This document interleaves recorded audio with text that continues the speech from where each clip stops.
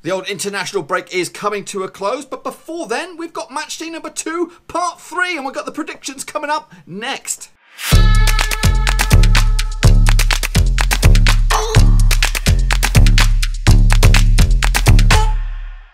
That's right, folks, back once again with another prediction video, this time looking forward to Matchday number 2, part 3 in the old European 2020 qualifying campaign, and we'll get to that in just 1 second. If you're new to the channel, stop what you're doing, swallow what you're chewing, and hit the old subscribe button to keep you bang up to date with all things European 2020 qualifying campaign, Blackburn Rovers, world football. We got it all here under one roof. Now, before we jump into Matchday number 2, part 3, we're going to take a look back at Matchday number 1, part 3. Take a look at the old results and, of course, my predictions to see how many I got right and, of course, how many I got wrong. So the results of the 23rd of March are like this. Well, Georgia took on Switzerland over in Group D, and it was as I expected, a comfortable win for the World Cup participants last time out. Switzerland with a 2-0 win over Georgia. I actually saw this as a 3-0 win, so not too shabby indeed. Meanwhile, the Rock, over in the Rock in Gibraltar, they took on Ireland also in Group D, and the Republic of Ireland squeaked past Gibraltar, just the 1-0 to get themselves a first win under Mick McCarthy, and I actually saw this as a little bit more comfortable for Ireland, but they didn't manage to put the balls on the back of the net, so just a 1-0, but ultimately got the correct scoreline, folks. Now into Group F. Malta took on the Faroe Islands, two sort of minnows duking it out, and ended up going in favour of Malta, 2-1 winners over the Faroe Islands. And again, like I saw this going in the same way with the victory for Malta, 1-0 win over the Faroes.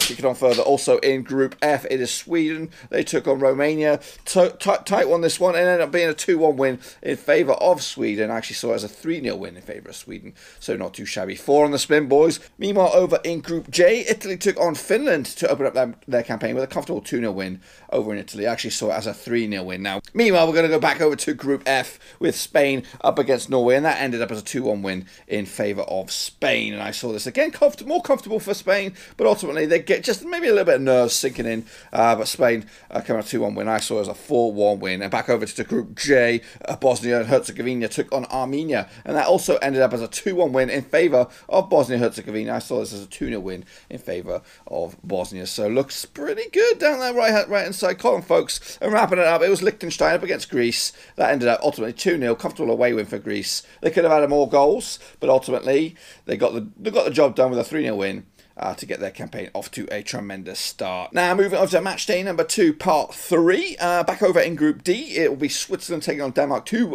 former World Cup participants over in the summer last year. They'll duke it out over in Switzerland. I see this as a tight one. I'm going to go with a 1-1 draw in the end. Meanwhile, Ireland take on Georgia, also in Group D, and I hope Ireland have got their shooting boots on this time, as when they bring it back over on home turf, they need to get 3 points, and they will do so. 2-0 winners over Georgia to continue their 100% start to the campaign. Meanwhile, over in Group F, it will be Romania up against the Faroe Islands. Now, Romania obviously opening up with a loss to Sweden, but they should get back to winning ways with a comfortable 3-0 home win over the Faroe Islands to get their campaign off to up and running. Meanwhile, Malta, they opened up with their win over the Faroe Islands, but they'll duke it out with Spain, and unfortunately, Spain should have the better of them and picking out 3-0 win away from home. Also in Group F, it will be a Scandinavian affair up in Norway as they take on Sweden. Now Norway opened up with a defeat, and Sweden opened up with a loss. This one could go either way. I think I'm going with my original prediction with a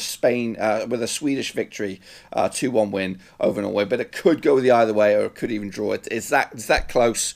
Meanwhile, over in Group J, Armenia will take on Finland. Now Armenia opened up with a defeat to Bosnia.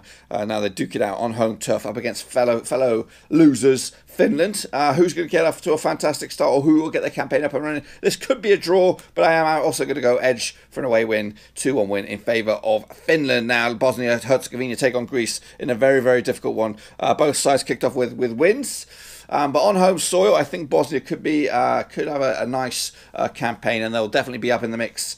And this game will go a long way to determine that. And they'll pick up 2-0 win, 3 points, valuable points against Greece to make it back-to-back wins for them. And wrapping it up, Italy will take on Liechtenstein over in Italy.